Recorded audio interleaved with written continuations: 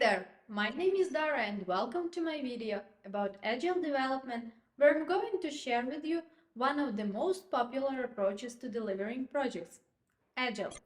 In this video, I'll provide you with the history of Agile, differences between Agile and Waterfall, Agile Manifesto, introduce you popular frameworks under Agile umbrella.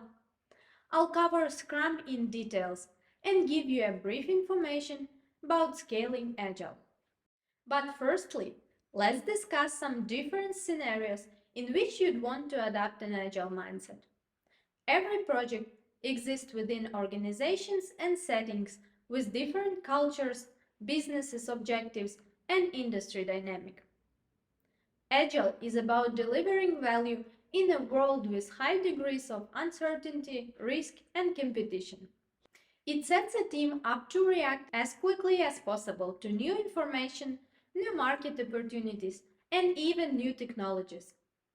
Even the very stable industries like agriculture, manufacturing, aerospace, and mining have to adapt to change due to new law and regulations, natural disasters, and other unforeseen issues. The year 2020 taught all of us that no industry is truly immune to change and uncertainty. We are going to explore a concept for categorizing and thinking about these forces that shape our world, no matter what industry we are in. That concept is called VUCA, and it can help you decide which project management approach is best for you. Developed by US Military War College, this acronym defines the conditions that affect organizations in a changing and complex world. VUCA stands for volatility, uncertainty, complexity, and ambiguity. Volatility refers to the rate of change and charm in a business or situation. In a volatile project, you would discuss how the next disruption to your operation is always right around the corner, or it feels like things never have time to settle into normal rhythm. Uncertainty refers to the lack of predictability or high potential for surprise. In such environment, it would be difficult to create plans for the future that are not based on a large number of assumptions that could turn out to be incorrect. Complexity refers to the high number of interrelated forces, issues, organizations, and factors that would influence the project. For example, if one product being worked on relied on diverse and global suppliers, that would also add to the complexity of the project. Finally, we have ambiguity, which refers to the possibility of misunderstanding the conditions and root causes of events or circumstances. A project that suffered from ambiguity would have difficulty pinpointing the causes of project delays, making it difficult to design mitigation plans to reduce the risks. These concepts apply to the business world at large, not just projects. Businesses can apply the concept of VUCA as a tool for determining how best to approach projects. In such competitive, growing environment, companies couldn't just create new innovative products. They also needed to innovate the very processes they were using to develop these new products. The first variation of agile methods were used in Toyota's car factories in the 1930s, whose working principles were oriented on lean manufacturing. Like Agile, lean is a set of principles and a value system. Many of the differences are really just in the wording. Then, Agile methodologies emerged originally during the 1990s as the software industry was booming. The startups were trying to get more software products built in less time. Meanwhile, the tech giants of that time were experimenting with faster ways to build better software and stay competitive. Thus, in 2001, the thought leaders and creators of some of these new processes, also called methodologies, came together to find common ground between their methods and solve the problem. The problem, they agreed, was that companies were so focused on planning and documenting their project that they lost sight of what really mattered, pleasing their customers. So these leaders came up with the Agile Manifesto to guide others on what they believe really matters when developing software, which is keeping the process flexible and focusing on people, both the team and the users. To quickly review, waterfall is a popular project management methodology that refers to the sequential or linear ordering of phases. You complete one phase at a time, not proceeding to the next until it is done. Then you move down the line like a waterfall, starting at the top of the mountain and traveling to the bottom. On the other hand, projects that adopt an agile project management take an iterative approach, which means the project processes are repeated often many times during the life cycle of the project. In this case, the team operates within many shorter blocks of times, called iterations. During each iteration, the team takes a subset of all the project's activities and does all the work required to complete that subset of activities. You can think of it as a lot of mini waterfalls for each activity. This iterative approach enables the project to move quickly as well as making it much more adaptive to change. To wrap up, the term agile means flexibility, repetition, and openness to change. To clearly understand, let's compare agile and waterfall methodologies. First, agile was created in response to the strict linear process of waterfall. While waterfall aims for predictability and tries to avoid change, Agile embraces the reality that the world, markets, and users are uncertain and unpredictable. Second, Agile aims to solve problems by getting customer feedback more quickly to make sure that the team is building what the customer really wants. Part of working with an agile mindset is always seeking out ways to work more efficiently by finding ways to streamline processes without reducing product quality or value. The key to streamlining is to reduce waste. For example, unnecessary documentation or spending weeks or months working on a feature only to find out that the customer doesn't want it anymore. We could reduce or eliminate both of these forms of waste by increasing team and stakeholder collaboration. More collaboration means less documentation and earlier feedback about the product. Finally, let's explore deliverables. A deliverable is a tangible outcome from a project. In waterfall projects, you often don't release deliverable until the very end. The final product release feels like a big event, major announcement. Agile has smaller, more frequent releases, so each release has a less formal celebration, but it builds up to be just as exciting. Now that you are more familiar with the history of Agile and how it's applied to project development, through this, we have come to 4 values of Agile Manifesto. Let's check it out. The Manifesto for Agile Software Development states, we are uncovering better ways of developing software by doing it and helping others do it. Through this work, we have come to first value individuals and interactions over processes and tools, which means to ensure that teams work together, collaborate, and help each other achieve the best outcomes they can.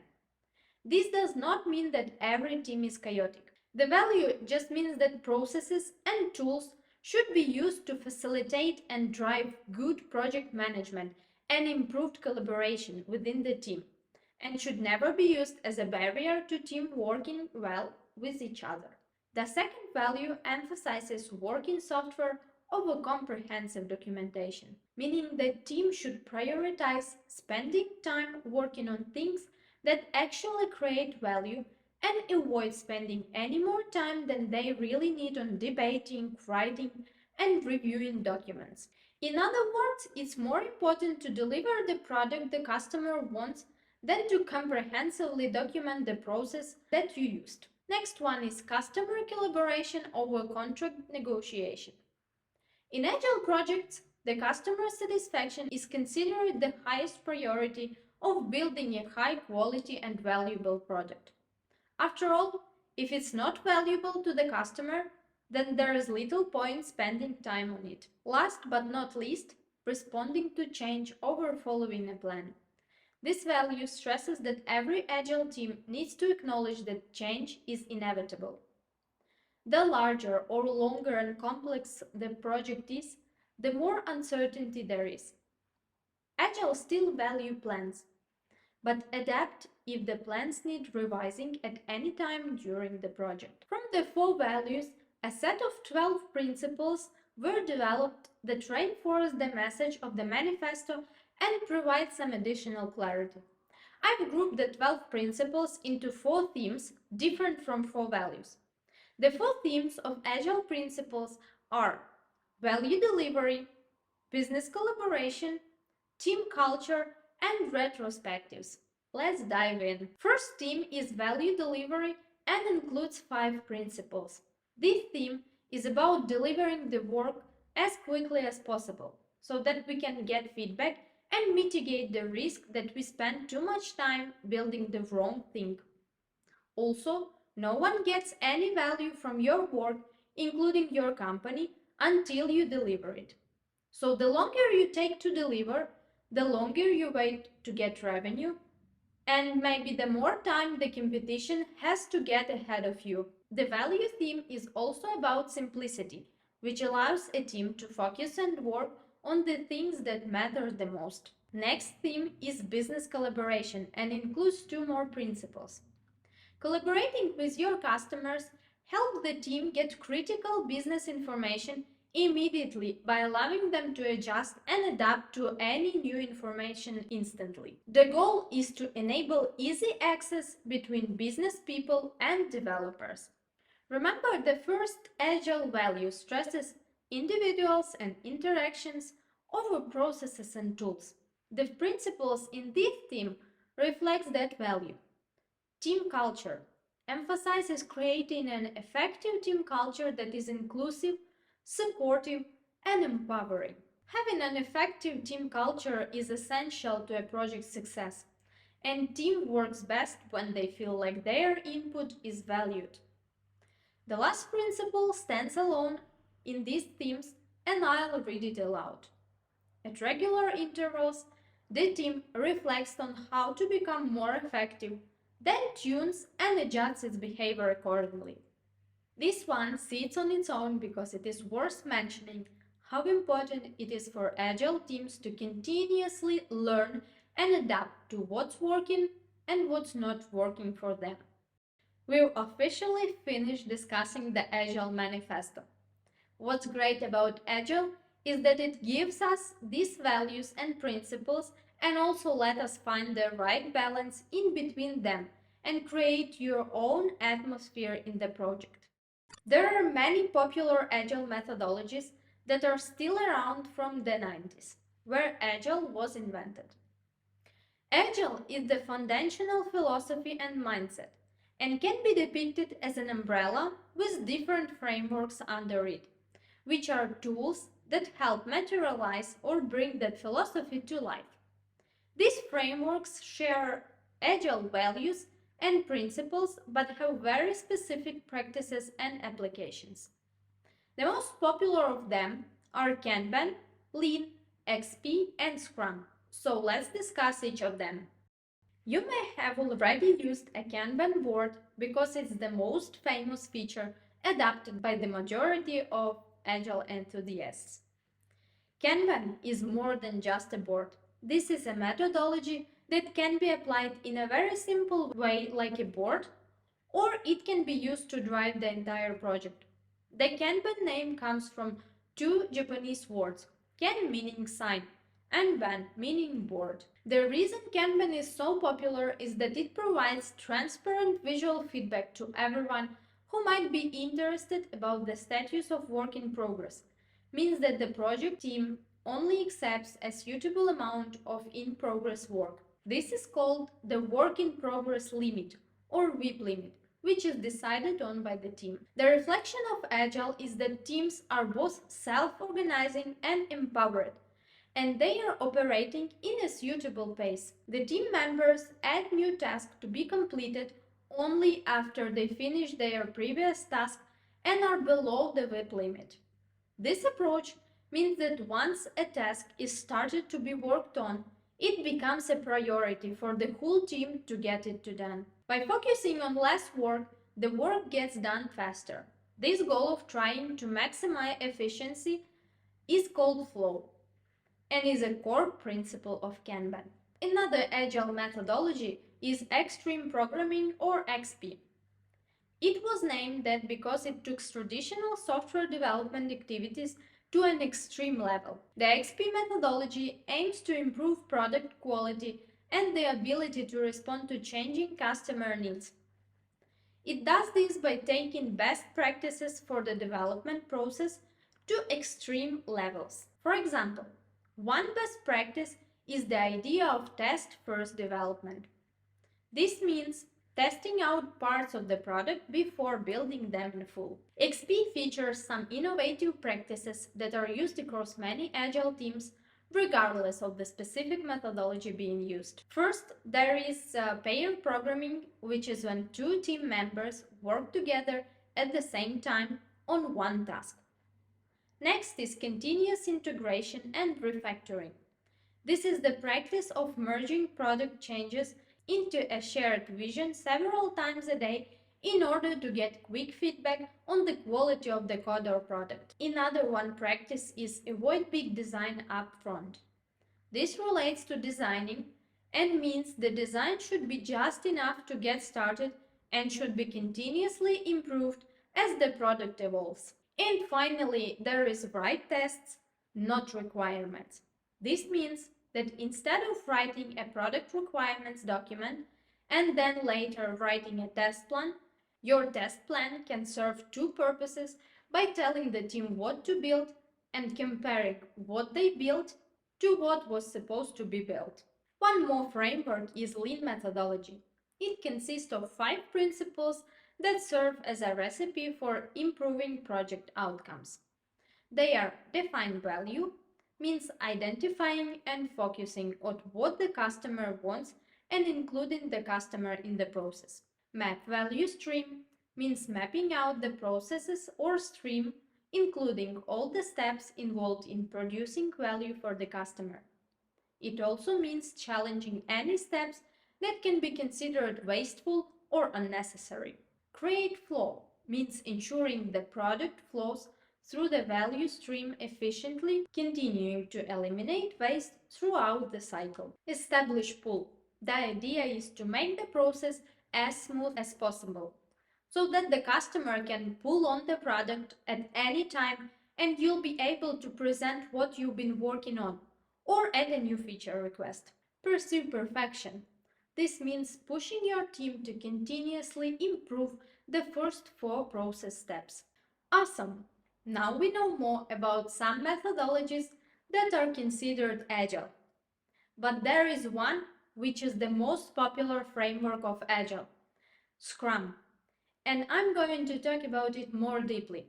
Exactly why Scrum is so prevalent, about Scrum roles and their responsibilities, product backlog, and main Scrum events. So let's start. The interesting fact is that Scrum refers to a formation in rugby game where all the players on the team lean forward, lock their heads together, and then work as one unit to try to gain precious yards toward the scoring line. The originators of the Scrum methodology saw their team as a heads-down group working very closely together to get that ball down the field, just like a scrum in a rugby match. Scrum is so prevalent that industry reports showed that among 85% of the companies adopted Agile approach in their work, 72% of them are using Scrum or a hybrid. Scrum is popular for many reasons. First, it has clear roles and responsibilities for the team while continuously emphasizing the power of the team as a whole. Scrum has very regular and predictable meetings and delivery schedules with predefined agendas and outcomes for the meetings, making it easy to teach new team members. And lastly, Scrum teams are cross-functional, with around 3 to 9 team members where the team and management are open-minded, adaptable, and value continuously learning how to be a better team. Scrum is founded on a scientific theory called empiricism. This is a fancy word for a simple concept that true knowledge comes from actual lived experience. Empiricism is built on three foundational pillars. They are also the three pillars of Scrum. First, there is transparency, which means that we make the most significant aspects of our work visible to those responsible for the outcome. Everyone must be transparent. It is critical to the team's productivity and the project's completion. In terms of transparency outside of the team, being transparent with all stakeholders, including customers, sponsors, and management, builds a level of trust between everyone involved. Transparency also encourages more collaboration and fewer mistakes. The second pillar of Scrum is inspection, which refers to conducting timely checks toward the outcome of a sprint goal to detect undesirable variances. This means that we are always checking in on our progress and deliverables so that we can detect any undesirable changes. Inspection also propels our next pillar, adaptation, which means that we are continuously searching for ways to adjust our product or processes to minimize any further deviation or issues. Transparency and inspection give Scrum teams the information and opportunity they need to identify improvements or changes. Although adaptation includes immediate fixes to problems, it may also be about implementing a change so future projects don't repeat past mistakes. Now we are going to talk about the 5 values of Scrum and how they relate to the 3 pillars. Having a value system as a team is great because you'll expect each other to act in a way that is aligned with these values. Scrum teams work and behave according to the 5 core values. Commitment. This means personally committing to achieve the goal of the Scrum team. For example, maybe a member of the team is struggling to overcome something that is blocking their work from getting done, like a new technology that is proving difficult to learn.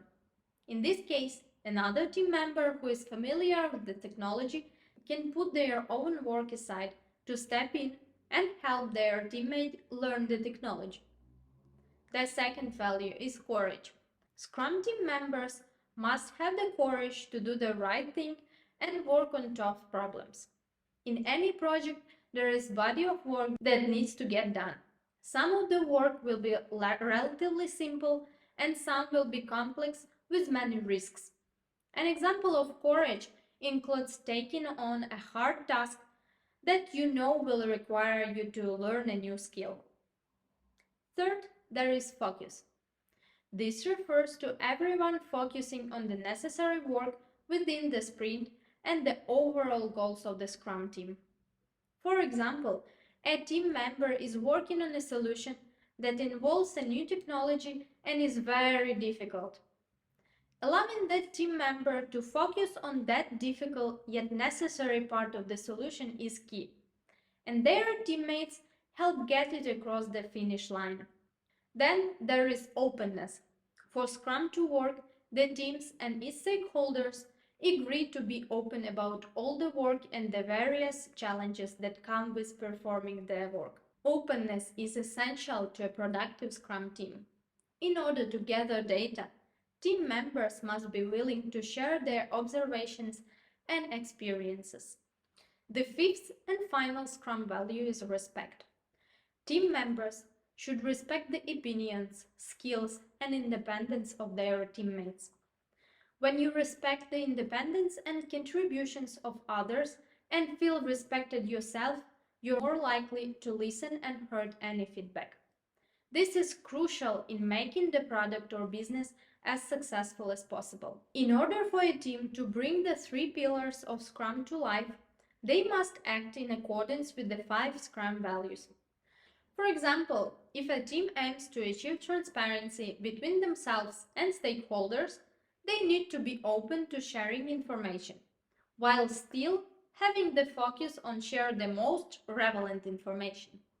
For a team to effectively inspect their work and their processes, they must have courage to offer difficult feedback and have the mutual respect to really listen to what others have to say. For a team to effectively inspect their work and their processes, they must have courage to offer difficult feedback and have the mutual respect to really listen to what others have to say. For a team to adapt to their inspection results, they must have the courage to make changes and learn from them. They must also be committed to the goals of the team and follow through on the adaptation. Amazing! We are now covered the foundational pillars and values behind the Scrum team. We are also covered how the team supports Scrum values as they relate to Agile. Now you are ready to discuss specific Scrum roles on a team. Just like in rugby game, each player has their own responsibilities they must fulfill in order to try to win the game. The same is true for Scrum teams. The team is working towards a specific objective to win. Every Scrum team consists of three defined roles. First of all, Scrum Master, who is responsible for coaching the team members in self-management and cross-functionality, helping the Scrum team focus on creating high-value increments that meet the definition of done, ensuring that all Scrum events take place and are positive, productive, and kept within the time box, facilitate Scrum events such as sprint retrospectives, which happen at the end of every sprint. Scrum Master also helps the team remove any blockers to their progress, such as missing information or access to training or tools, and prevent unhelpful interactions coming from outside of the team. Next one is Product Owner, who is responsible for developing and communicating the product goal, creating and clearly communicating product backlog items, ensuring that it is transparent, visible, and understood. Product Owner is also responsible for continuously maximizing the value of the product delivered by the team. And we have Development Team, who is responsible for creating a plan for the sprint backlog, installing quality by adhering to the definition of done, adapting their plan each day towards the sprint goal, executing sprints by designing, building, and testing product backlog items in increments. And what is important, holding each other accountable as professionals. In simple words, Scrum Master is responsible for building the thing fast, Product Owner for building the right thing, and Development Team for building the thing right. The Scrum roles fit together and each brings their unique qualities, skills, and responsibilities jointly to lead to successful Scrum projects. It is critical for everyone on the team to understand their role and how they work together to deliver value to their users and customers. When the team has this shared understanding, they can better support each other during the practices of Scrum. Now let me introduce you to an important artifact of the Scrum framework, the product backlog. We define the product backlog as a single authoritative source for things that a team works on. It contains all of the features, requirements, and activities associated with deliverables to achieve the goal of the project. There are two key features of the product backlog. First of all, it is a living artifact, meaning that items are added to the backlog at any time. The product backlog evolves throughout the whole life cycle of the project and serves as a central guide for the team to know what to work on next. And second, it is always a prioritized list of features. So when there is a new information or new features, those are added to the backlog in order of importance. The items at very top of the list are very specific and well defined, leaving the more vague items for the bottom of the list. Remember, the product backlog is the guide and roadmap of your product. Now let's discuss a popular way to capture and manage those backlog items. User stories. User stories are short, simple descriptions of a feature told from the perspective of the user. This helps the team create a solution that always centered around the user and the user experience. User stories might start off large and broad, or may be broken down to be as small or as specific as possible. An epic's purpose is to help manage related user stories. In simple words, it is a very large user story, one that could not be delivered within a single iteration and may need to be split into smaller stories. So rather than those various user stories appearing in the list together, they are organized into sections or epics. Epics allow you to keep track of large, loosely defined ideas, while user stories are a much smaller units of work, inspired directly from the end user or customer. Both user stories and epics help teams ensure they are delivering value to the customer. That's it. Now we can move to the main Scrum event called Sprint. The Scrum Guide technically defines 5 events. Sprint planning, the sprint itself, which is a heartbeat of Scrum, where ideas are turned into value. It can take from 1 to 4 weeks depending on the team. Daily Scrum, known as a stand-up, which is led every day. Sprint review and the sprint retrospective. During the sprint, no changes are made that would endanger the sprint goal. Quality does not decrease. The product backlog is refined as needed, and scope may be clarified and renegotiated with the product owner as more is learned.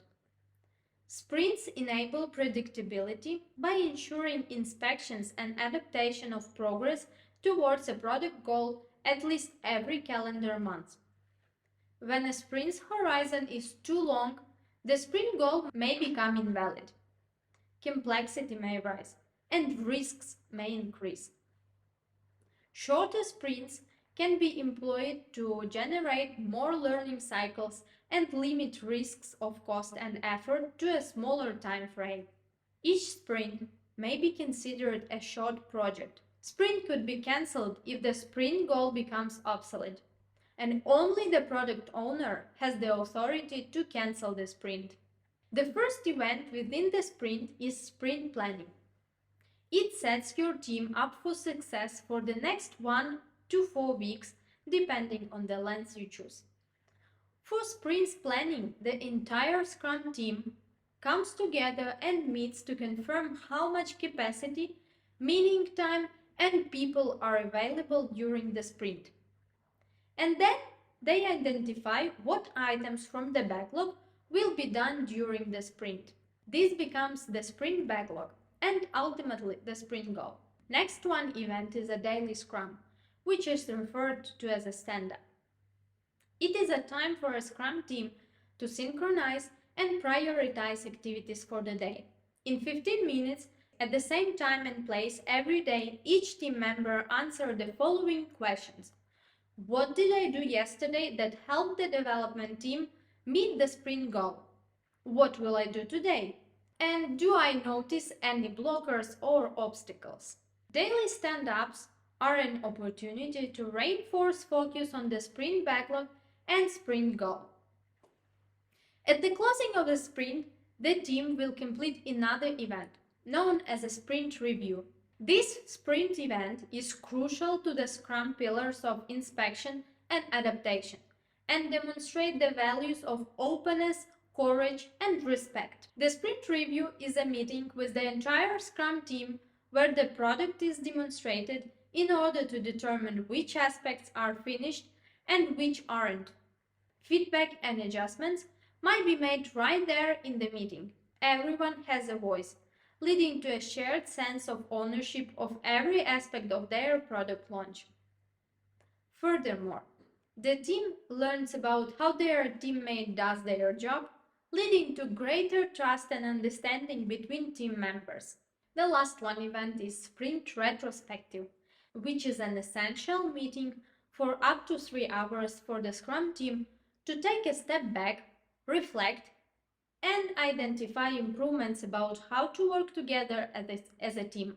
In a sprint retrospective, the Scrum team will reflect on what's working or not working for the team regarding to people, processes, and the tools. It is time to answer the questions. What improvements were worth exploring in the next sprint? What improvements were put in place for the last sprint? Were they helpful or not? And why? Thus, sprint retrospectives are a key practice that supports the Scrum theory and values. To wrap up, we spend a lot of time covering the most popular Agile framework, Scrum. We identified Scrum pillars and values, core roles and their responsibilities, and 5 important Scrum events. And I hope this information was interesting and useful for you. But what do you do if your team is larger than 9 people? Or if the size of the product or solution is so large that multiple teams are required to do the work? Right now, we will explore 5 frameworks that scale the Agile approach to address the needs of large initiatives or solutions. As you know, the Agile Manifesto as a mindset or philosophy hasn't changed much in almost 30 years. The frameworks it inspired, though, have continued changing and evolving to keep up with changing business environments. There are some examples of mixed frameworks. The most popular of them is Scaled Agile Framework, or SAFe. SAFe is a lean agile scaling framework that draws heavily on concepts from Kanban, Scrum, extreme programming, and other methodologies. SAFe puts the goal of delivering value above all else. The first principle is take an economic view. This framework is mature and provides detailed guidance on all elements of using SAFe, but some elements are more critical than others. SAFe, like most agile practices, is founded on a set of core values. First one is alignment. Synchronize the planning and execution of SAFe activities to all levels of the organization. Build in quality.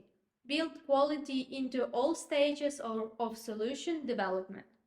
Transparency. Make execution activities visible at all levels to build trust among team and across the organization. Program execution. Focus on working system and business outcomes. And the last one, leadership. Model the values and principles of SAFe. Next one scaled framework is Scrum of Scrums. It is a technique of integrating the work of multiple smaller Scrum teams working on the same project or solution.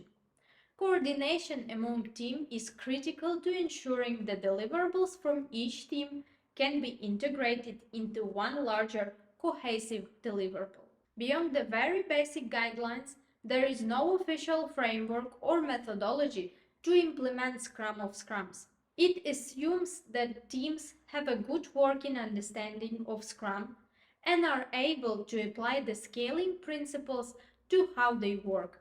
Building on this knowledge, they design and iterate their own approach to coordinate multiple teams working on the same product. Large-scale Scrum, or less. It is a framework that aims to maximize the Scrum team's ability to deliver value and reduce waste in larger organizations.